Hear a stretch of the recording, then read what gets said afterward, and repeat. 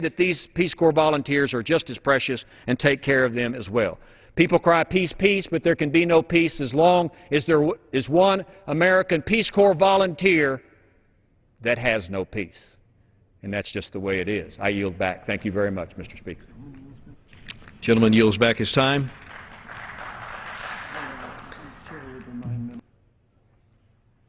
Chair would remind members of the gallery to avoid voicing any approval or disapproval for comments made in the House. Under the Speaker's announced policy of January 5th, 2011, the Chair recognizes the gentleman from American Samoa, Mr. Faleomavaega, for the time remaining between the present and 10 p.m., which is roughly 22 minutes. The gentleman is recognized. Thank you, Mr. Speaker. I ask unanimous consent to extend and revise my remarks. Without objection. Mr. Speaker, I generally don't come off into the world to give speeches. And I realize our nation is confronted with very serious issues in different regions of the world. For example, the current crisis in Egypt and the Middle East, our involvement in Afghanistan and Pakistan and Iraq, the problem of nuclear proliferation in the Korean Peninsula, the global economic recession, and many other issues that are now before us.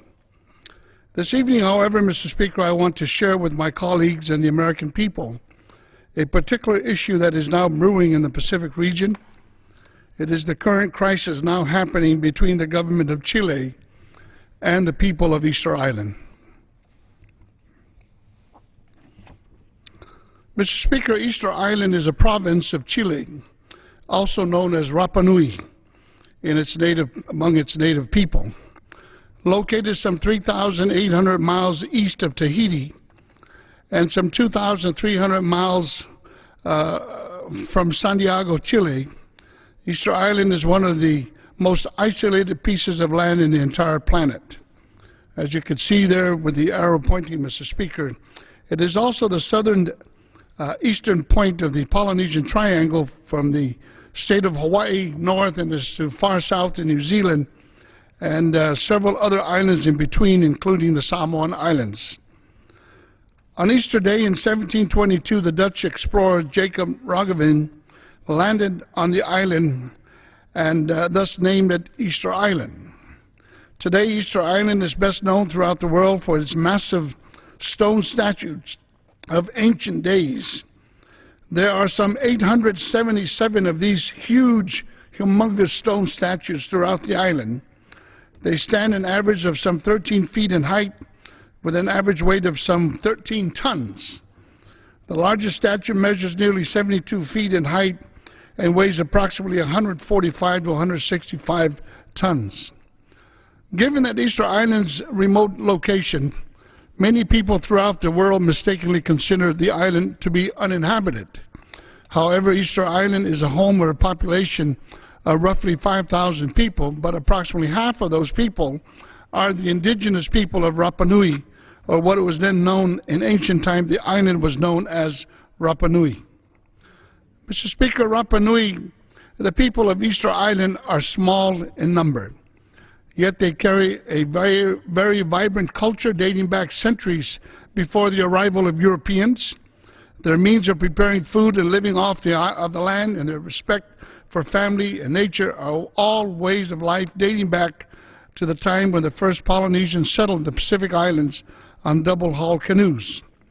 Because all Polynesians are connected in this way, the people of Rapa Nui is very similar to that of other Polynesian peoples, such as the native Hawaiians, the Samoans, the Tongans, the Tahitians, and the Maoris of Aotearoa or New Zealand. For example, there is a strong connection between the older and younger generation, and therefore a deep sense of respect for elders. This is an example of a photo that shows a young man wearing traditional body painting, which is used for ritual celebrations.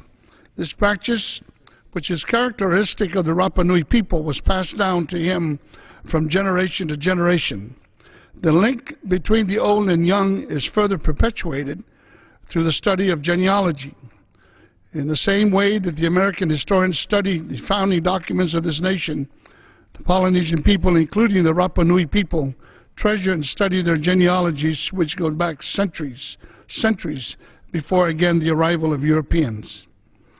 The point I hope to make is that the people of Rapa Nui, Mr. Speaker, their culture is still vibrant, and this is not a mysterious, uninhabited island as it has been thought of for all these years. Like many other islands in the Pacific, Easter Island has had its sovereignty determined by more powerful outside influences. In 1888, the Chilean government signed a disputed treaty with the leaders of Rapa Nui, or the islands of Rapa Nui, and the treaty was organized in two columns. One side, written in Spanish, reads like a deed of cession. The other column, a phonetic transliteration of the native language, which did not even have a written form at that time, reads as a treaty of friendship and protection. The fact of the matter is, Mr. Speaker, the poor people of Rapa Nui could not read, nor do they understand the Spanish language, and therefore this so-called treaty of 1888 is highly questionable in terms of its substance. Decades after the signing of the treaty in the early 1900s, the Chilean government forced all the native people of Rapa Nui to live in 1 square mile on the island, thereby transferring the lands for sheep herding, and all such lands were deemed as property of the state. The island was later annexed by Chile in 1933, and again, without any consultations with the people of Rapa Nui, or Easter Island, this annexation was considered terra nullius, which means no man's land. On the contrary, Mr. Speaker, Rapa Nui was known as the Tepito Tehenua, or the navel of the earth. And as far as the people of Rapa Nui is concerned, there were people living on the island before, during, and even after the arrival of Europeans. Mr. Speaker, Chile's current relationship with Easter Island, the treatment of the native people posed many legal, policy, and human rights problems. With the annexation of Easter Island in 1933, the government of Chile unilaterally developed and adopted laws regarding the ancestral lands of the people, and the enforcement of these laws continued to reflect the nature of Chile's initial treaty and subsequent annexation, disputed, unclear, and still highly questionable in terms of the rights of these native people to their ancestral lands.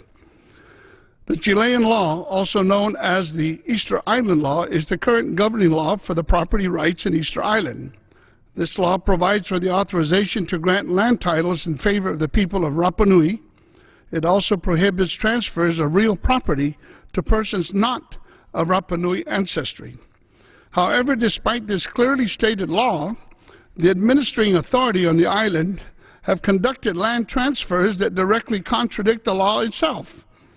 To further emphasize how this action has disenfranchised the people of Rapa Nui, Mr. Speaker, I want to point out that Chile continues to violate this law within the meager square mile of land called Hangaroa that the native Rapa Nui people have been confined to since the early 1900s. In addition to the serious land rights disputes, there are several other issues that threaten the livelihood of the people of Rapa Nui. For instance, the people of Rapa Nui have no voice when it comes to residency and immigration to their own island. Each year, an increased number of Chilean nationals travel to and remain on Easter Island. Some roughly 50,000 tourists visit each year to see the ancient Moai statues. Despite the influx of tourists, Easter Island is also prohibited from having a television and internet signal. The influx of travelers and residents have given way to massive unemployment among the native people, exploitation of natural resources, and increased pollution. Sustainability of natural resources is further threatened by foreign fishing boats which are allowed to fish around the island. The Parliament of Rapa Nui, clan leaders and members have reached out to the Chilean government through peaceful and diplomatic means to resolve the serious issues at hand. However, Chile has responded with efforts to create task forces and working tables. And despite these efforts, the bottom line, Mr. Speaker, is that there are many commissions that have not resulted in concrete resolutions, and the people who have patiently withstood this treatment for decades are no longer willing to tolerate it. In July and August of last year, the clans among the Rapa Nui people wrote several letters to the President of the Republic of Chile, voicing their concerns. They called for an end to colonialism, so the Rapa Nui people can return to the people that they were. And the people of Rapa Nui also wrote to the governor of Easter Island, requesting permission for a peaceful demonstration. At the same time period, the clans also began to peacefully reoccupy their ancestral lands as a means to call the attention of the need for serious, constructive dialogue with the government of Chile. Mr. Speaker, Chile somewhat has made an effort to solve these issues diplomatically.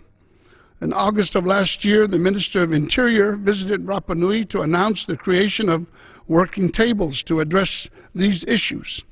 The project was given 60 days for its outcome.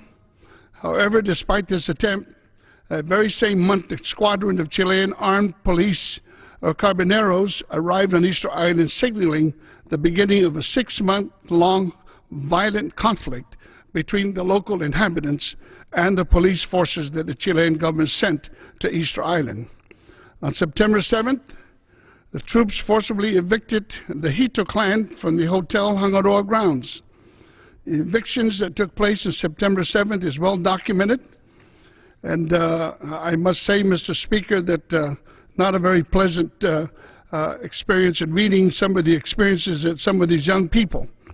For example, these 4 children, ages 9, 7, 5, and 3. Mr. Eddie Hito, the father, and the children stated, "My family were all sleeping at 5 in the morning when I heard a loud noise. Then 20 armed policemen entered into our room and held both my wife and I at gunpoint. I heard one officer radio that there were children, but the superior radioed back to proceed on with no mercy. In jail, they made us register all the children and forced us to sign forms." Another testimony, a 9-year-old daughter said that when she awoke, police were aiming their guns at her and her younger brother. They overturned my mattress where I was sleeping with my brother, making me hit my head. Police threw me around the bed. They pulled me by my arm and threw me outside into their truck. The mother stated, the police didn't even give me a chance to dress them, the children, to myself. In that little time, I took the 2 little ones, and without shoes, we were rushed and thrown into the police trucks and taken to the jails. Only 2 weeks prior to this, the police had come to the children's school to present themselves with help as supposedly protectors and helpers. Now my kids presented with the complete opposite. They see it as the police abusing their family. Now they don't want to go back to school or even to leave their homes. They don't want to go to school. They are worried. Every night they ask me if everything is locked up because they are afraid that the police will break in and hurt them. Another testimony from Mr. Claudio Hito with his 2 children, ages 12 and 8. And the mother made this statement: "There were at least 3 policemen holding us at gunpoint. Claudio took the baby, and they still held us at gunpoint. My boy was at the other end of the room. Police were shining a light in his face and hitting his chest with their beating sticks. They hit him until he woke up. He woke up distorted, and they ordered him to hurry up. The police physically threw us out while threatening us. I had to change the baby in the police truck. I was using my cell phone to light to change her, and they started to yell at me to turn off my phone, so I had to use the little light that seeped through the doors. And through the crack in the door, I saw tons of policemen gathered outside." December 7th of last year, more evictions were conducted. In the picture here showing you the man with wounded forehead. According to Susan Hito, she made this statement in terms with her children, the same thing, being physically abused and physically assaulted by the police. These natives, Rapa Nuians, were completely taken by surprise in terms of the action taken by the police forces of the Chilean government. Mr. Speaker, this past Thursday, last week, Senator Daniel Akaka and I issued a joint letter to the President of Chile, Mr. Sebastian Pinera, expressing our concern over the situation unfolding in Rapa Nui or Easter Island. The failure of the Ministry of Interior to seriously consider the legitimate land ownership claims of the people of Rapa Nui, the claims of criminal prosecution of Rapa Nui political leaders for their involvement, peaceful demonstration, and the ongoing disproportionate use of force by the Chilean special forces against the people of Rapa Nui. Mr. Speaker, the point is, this is the year 2011, and this type of treatment should not be happening. But unfortunately, Mr. Speaker, it is happening. As I stated before, Chile's current relationship with Easter Island is disputed, unclear, and highly questionable. However, there is a choice to be made in how to address the many legal, policy, and human rights issues that have stemmed from this unfortunate relationship. I appeal to the government of Chile to begin a dialogue for ways to help the Rapa Nui people achieve self-determination, economic self-sufficiency, and preservation of culture. We can learn, for example, how the government of Nicaragua treated its people, or indigenous people, the Mosquito tribe. We can learn from government-to-government relationship how our own government has treated some 600 tribes here in the United States, and in the same way that we ought to learn how we could better treat the people of Rapa Nui. Mr. Speaker, just a few weeks ago, the President of the United States, Barack Obama, gave a State of the Union message in which he mentioned Chile twice. First of all, he mentioned the efforts of an American who owned a small company that helped develop a special machine that helped save the lives of these 33 Chileans who were stuck in the mines. This man used his skills to save a group of people whom he never met. In fact, even at the time when these 33 Chileans came out of the mine, he took off for the United States, never wanted to be recognized. President Obama also mentioned that in an effort to strengthen our ties with Latin America, he will visit 3 countries next month to discuss business relations and trade, one of which is Chile. This effort on the part of the President Obama in Chile is geared towards strengthening our nation's relationship with Latin America, and particularly our bilateral relations with Chile. I appeal to President Pinera to advocate for a more positive approach for partnership, dialogue with the indigenous people of Easter Island, or Rapa Nui. The Rapa Nui people are in danger of being exterminated from their own lands. Mr. Speaker, this seemingly peaceful island, which is known throughout the world for its mysterious Moai stone statues, is no longer so peaceful. Mr. Speaker, let me conclude my remarks by making this special appeal, or personal appeal, to the Minister of Interior and the Minister of Foreign Affairs of Chile, and more especially to the Honorable President of Chile, His Excellency Sebastian Pinera, to seriously address the problems affecting the people of Easter Island, or Rapa Nui. It is my honest belief that the indigenous people of Easter Island do not wish to do any harm against some 17 million people living in Chile. In fact, there are only 2,500 Easter Islanders who remain on the island. Nor is there ever a possibility that the people of Easter Island will ever pose a threat to the military and strategic or national security interests of the Chilean government or its people. So, Mr. Speaker, I make this personal appeal to President Pinera. I ask for a true demonstration of his leadership and capacity to exercise fair judgment, and above all, show common decency towards the safety and welfare of probably the most helpless people who currently live on this planet. A people who centuries ago were among the greatest in the world as navigators and voyagers of the Pacific region. A people whom scientists today can still marvel at their ability to build statues cut from stones weighing hundreds of tons. A people who only ask to be treated as any other human being would like to be treated. And with that, Mr. Speaker, I yield.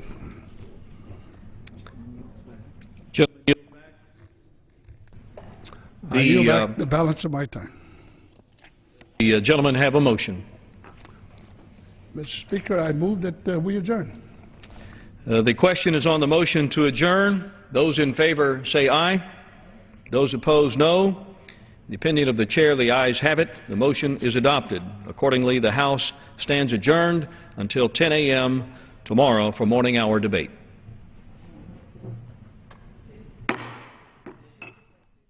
Today in the House, members debated the extension of certain portions of the USA Patriot Act.